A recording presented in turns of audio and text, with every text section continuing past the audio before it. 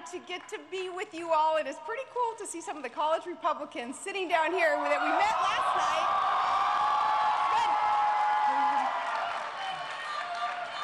Good. Met some of you in the lobby, in addition to some great independents and libertarians who are out there too. They were awesome.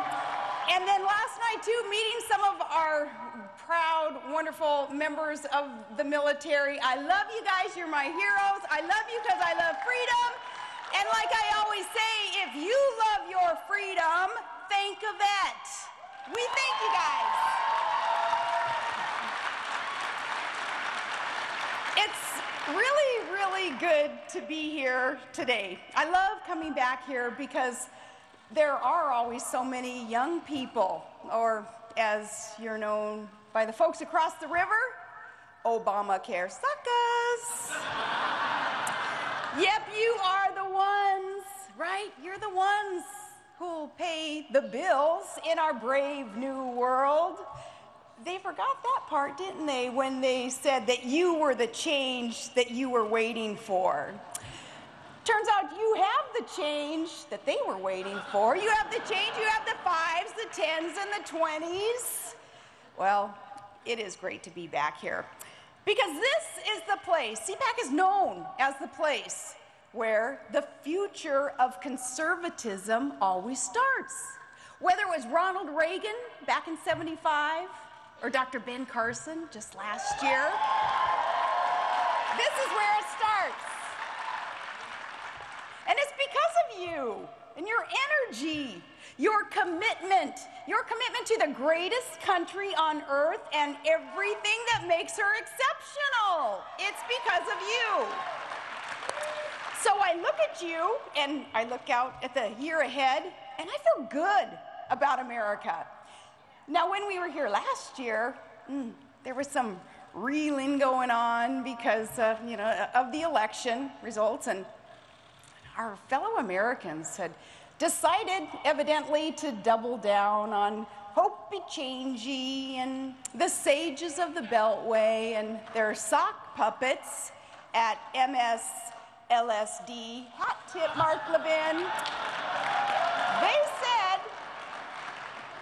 that we had to give up our principles because they said the train of history was roaring to the left, so jump on board or get left behind. But then something happened. That hope and change, it went from a catchy campaign slogan to a reality. And along the way, hope and change, yes we can, it became no you can't.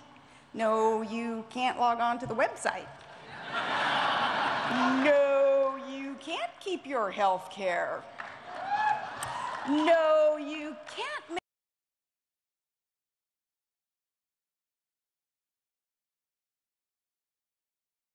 delivery.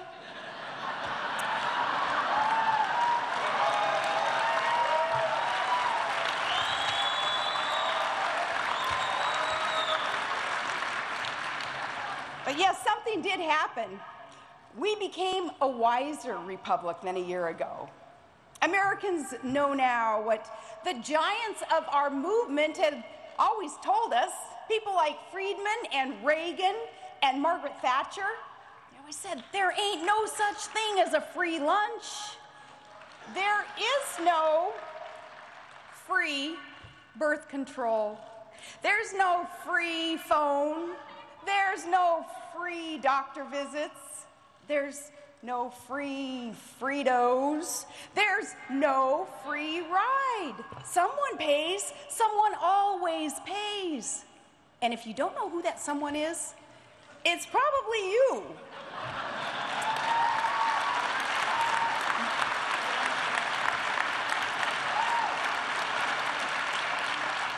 Americans found that out again this year. And hopefully, those social engineering politicos learn something as well. Americans aren't quite as obedient as they thought we were.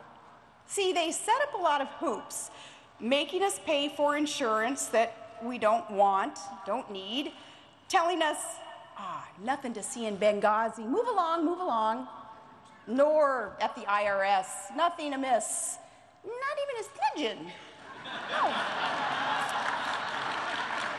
Making us bear the brunt of that dopey wobbling on the world stage. But we didn't jump through those hoops the way that we were supposed to. It's like y'all went rogue. I thank you. Yeah, and speaking of y'all, Texas, thank you. Thank you, Texas, because liberty needs a Congress on cruise control.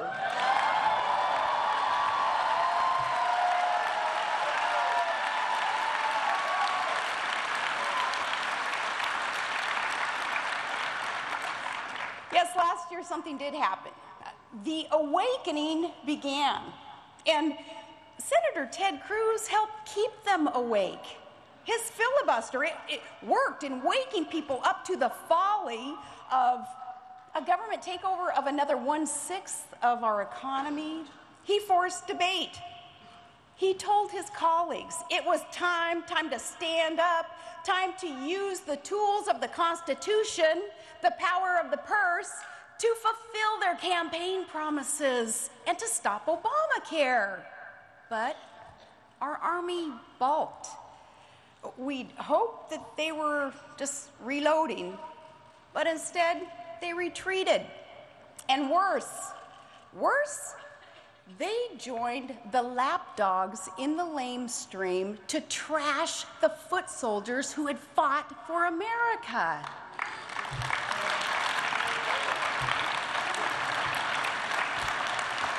And Ted Cruz, he had a clever way of doing it, too. Dr. Seuss. Who'da thunk? Who'da thunk?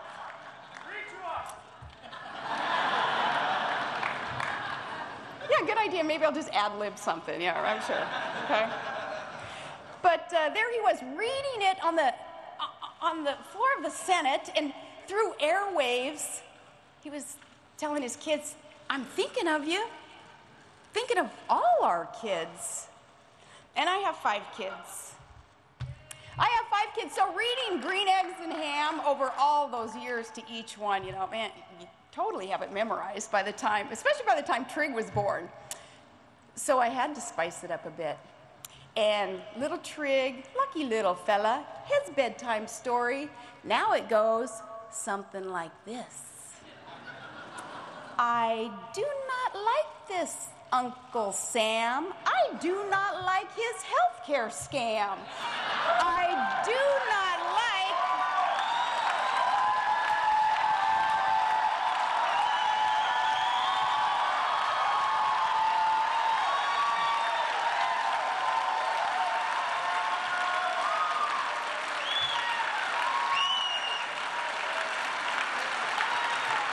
Oh, just you wait.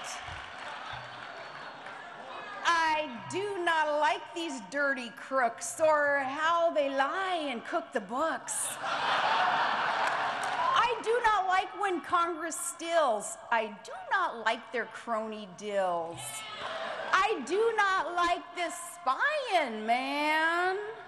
I do not like..." Oh, yes, we can.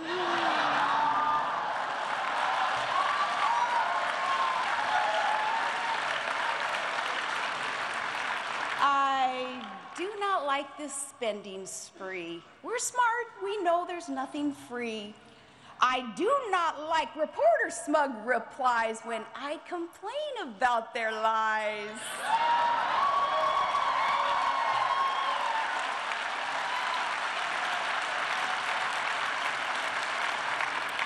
I do not like this kind of hope, and we won't take it. Nope, nope, nope."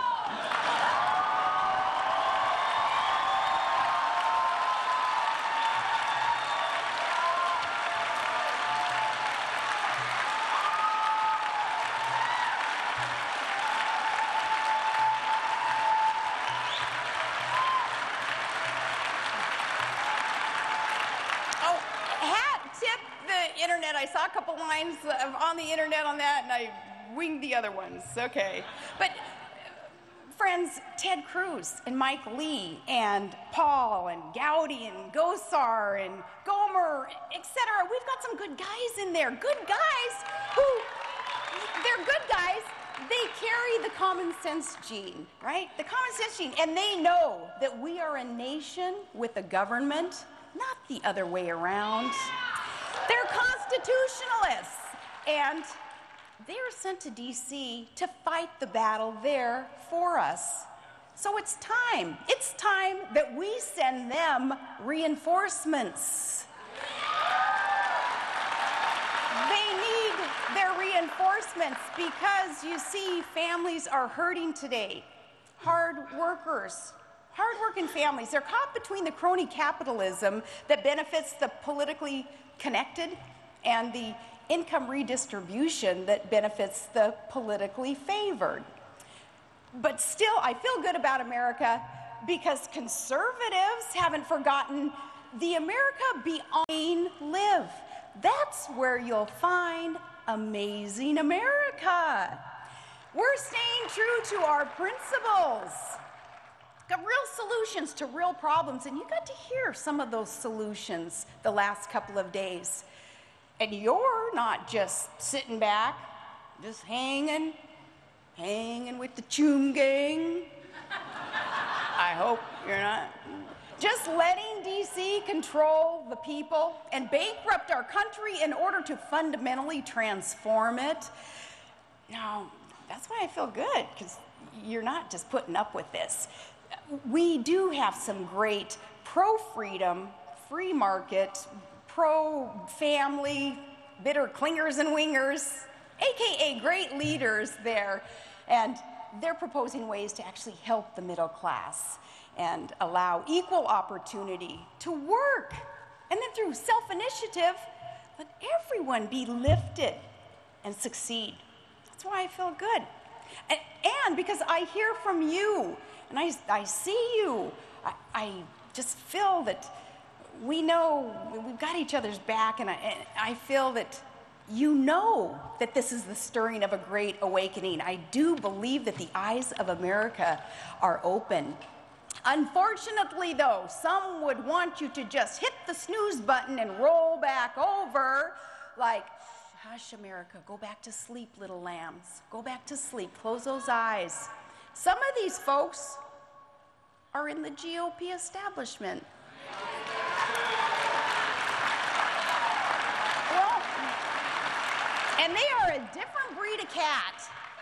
They say that the smartest thing that we can do right now is just lay low, stay out of the way while, say, Obamacare crashes and burns on its own, and the economy sputters to a halt.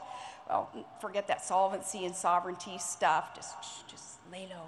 And while internationally we so tick off our allies and we lead a world that is looking for that shining city on a hill again, we lead them from behind.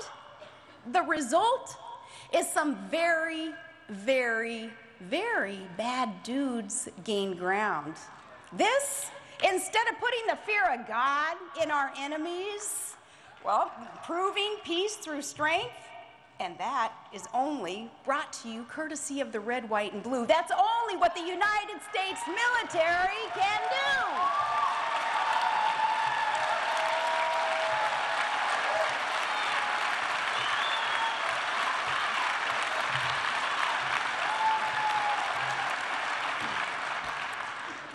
But some GOP experts, they subscribe to the old saying, you know, don't interrupt while they're in the process of destroying themselves.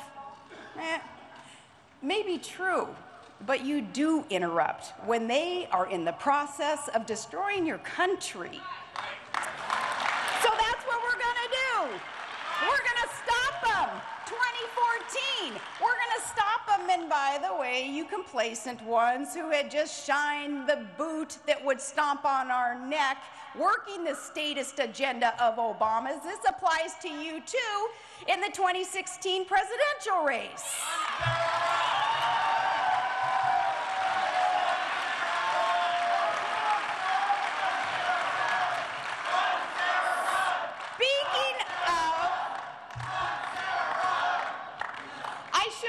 get to run this morning. I was so busy, man. I did some hot yoga and didn't get to run. No. But, you know, speaking of those who just carry the water, man, I feel sorry for some of those cabinet members. Actually, take Secretary of State John Kerry. Oof. You're saying take him? No, really, I feel sorry because it's just draining on him, I'm sure. He does not look happy. He's sent to message this president's dazed and confused strategery. Poor guy, you can just see it on him. It is, bless his heart. But no need anymore, though, to ask him why, John, why the long face? Now we know. Bless his heart, yeah.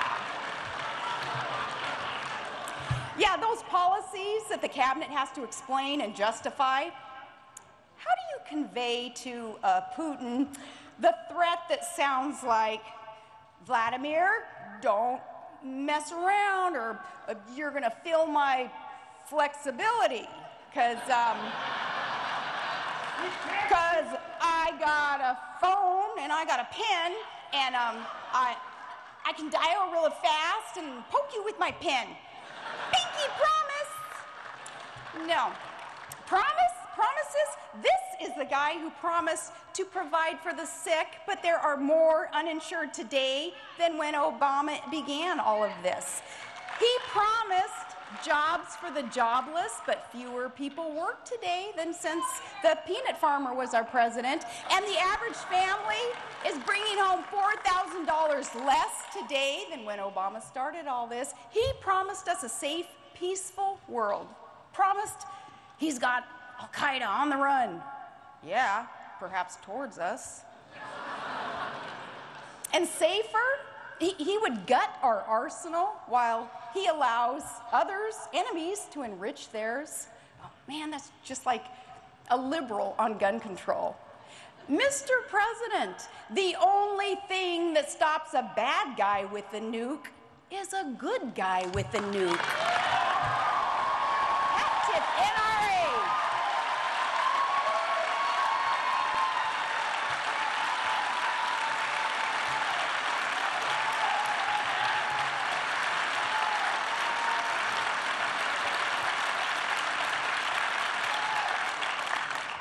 He promised to heal the planet and stop the rise of the oceans, but the planet's not listening to Dr. Obama. And the only thing rising in his la-la land is the Russian Empire. Now, I'm sorry, but really, I'm probably being too hard on the president.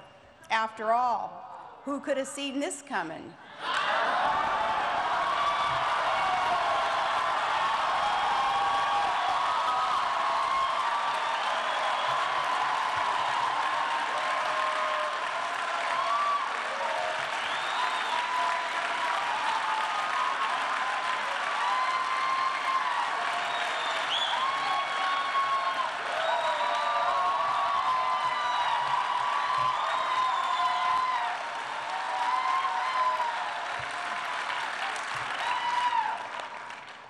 GOP establishment, again, some just going along to get along.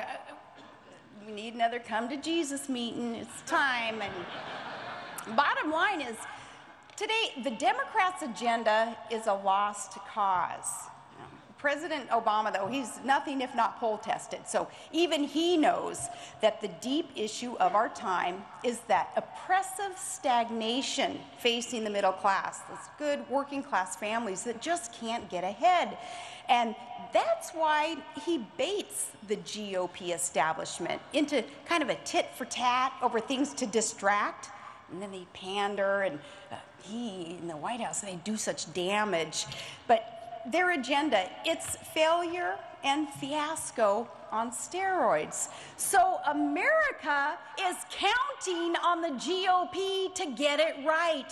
And that's why the establishment can't blow it.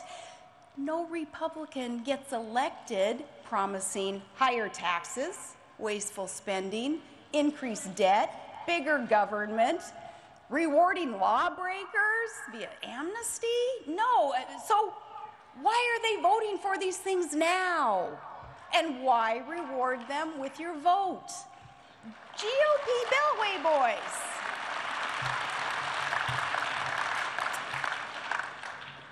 Yeah, GOP Beltway boys. You know that 2010 election victory that swept you into power? You didn't build that. The Tea Party did.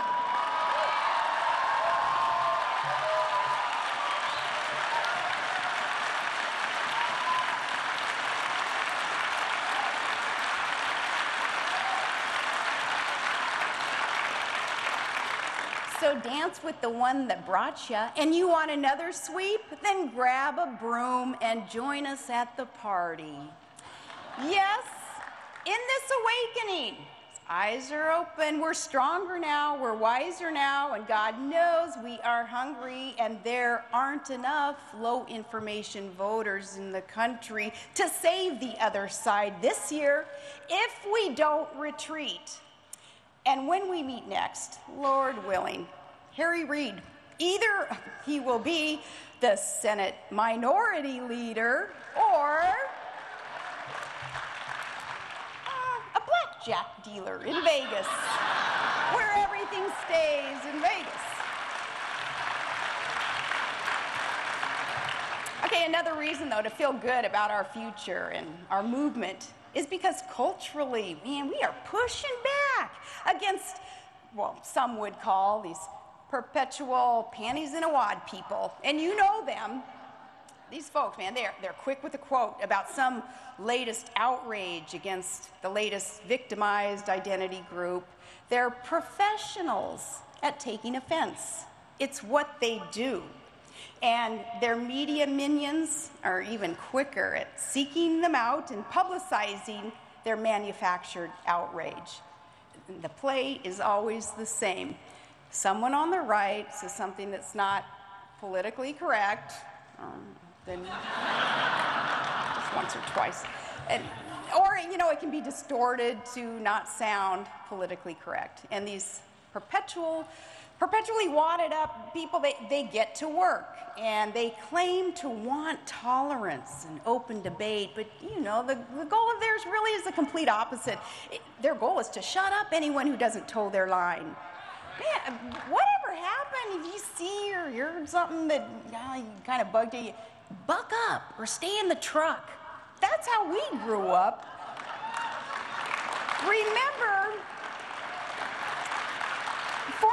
Remember when their skirts got all tangled up over their heads just recently when our buddy from Duck Dynasty, Phil, remember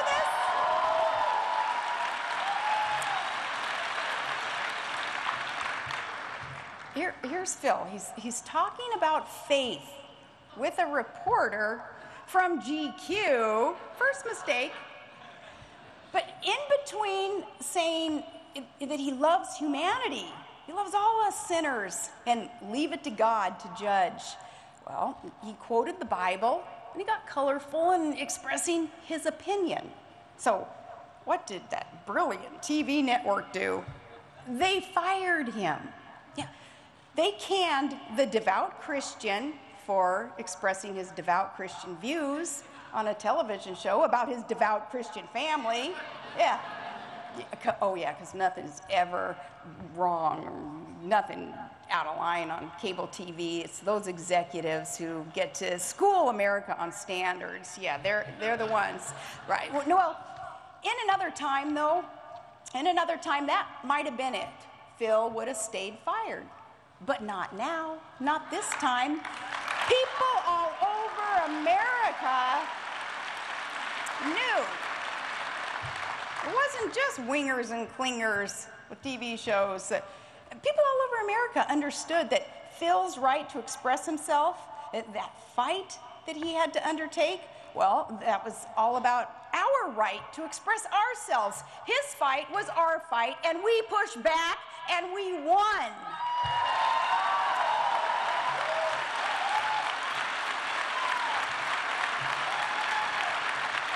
And now everyone is happy, happy, happy.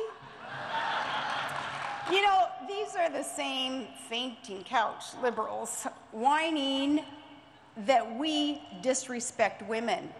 That's bull. Hey, Democrats, it's your leaders who are demeaning to women.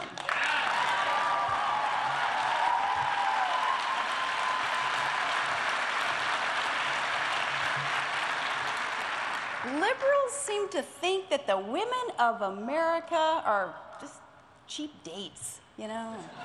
Feed them a few lines about that free birth control, throw in some scary quotes about the war on women, and they will be yours. Don't bother their pretty little heads with tax policy or debilitating debt or energy independence. You know, imagine if they treated the men like that. Quick word with the sisters here, okay? Just quick. Guys, just give us a minute. Just go play some racing game on your cell phone or something for a second, okay? Tetris or whatever you go.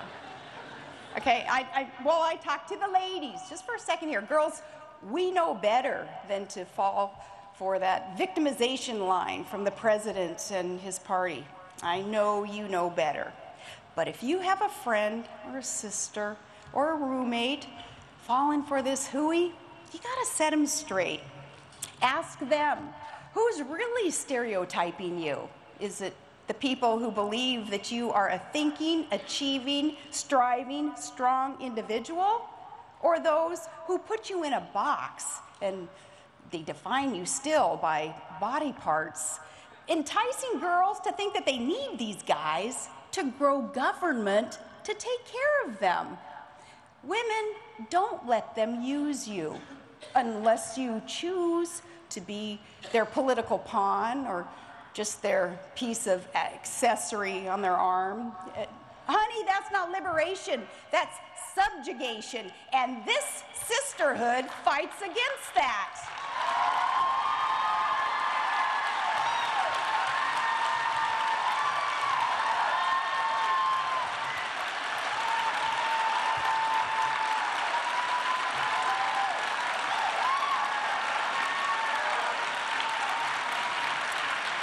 We fight the mastery that big government would want over us. So, who are the real women liberators? Hey, you can join us, be legit. Because, come on, libs, can you really sing, "I am woman, hear me"? No, because donkeys just bray. Only Mama Grizzlies can say, "Hear me roar."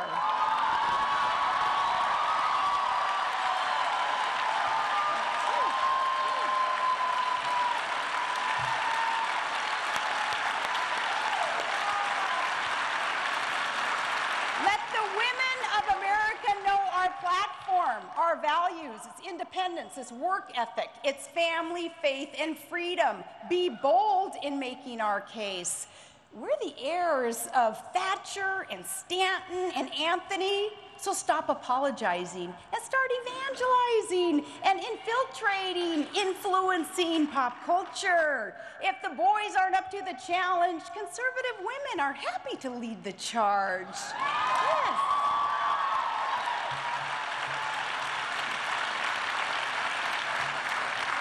Sisterhood so believes in and respects the power and purposeful potential of every woman, so much so that we're the party with the plank that protects even our littlest sisters in the womb.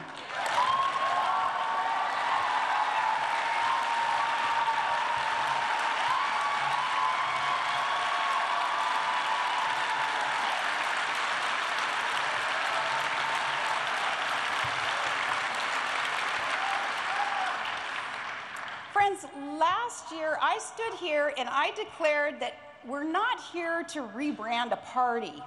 We're here to rebuild a country. And what I meant was we shouldn't be in the business of just using the right poll-tested phraseology or pander to the right special interests.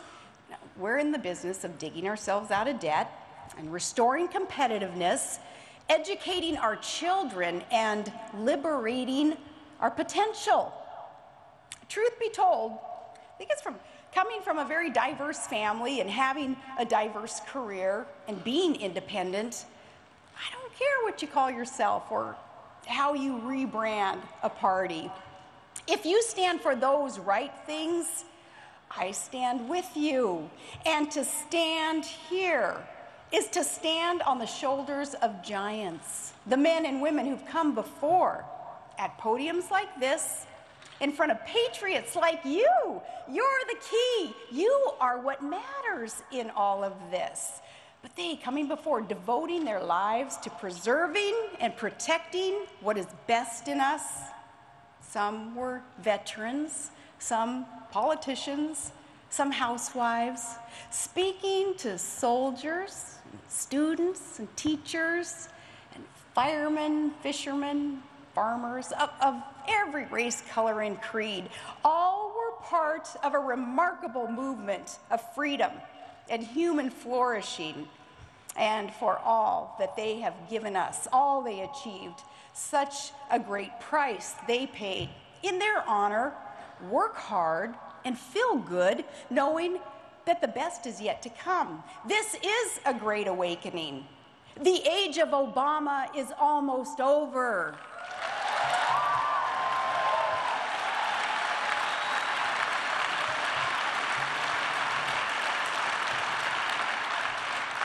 The end of an era. He is the lamest of lame ducks. So expand our ranks. We can do this. Expand our ranks to save our country, because our sensible, imperative mission for small government and big freedom is big enough for every American who loves liberty and trusts the individual. And I know this because we know America, not from the top down, but from the heart looking out. And our message resonates. We believe in the promise of America. That message does resonate, and it has been since a band of brothers dumped tea in the Boston Harbor.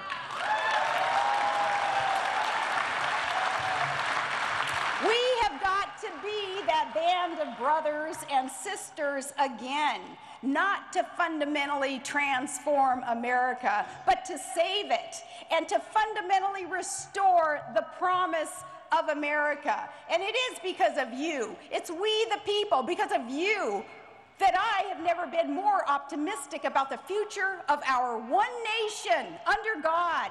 So stand up and stiffen your spine. You gotta fight for it. The best is yet to come. God bless you, CPAC. God bless you, conservatives. God bless America.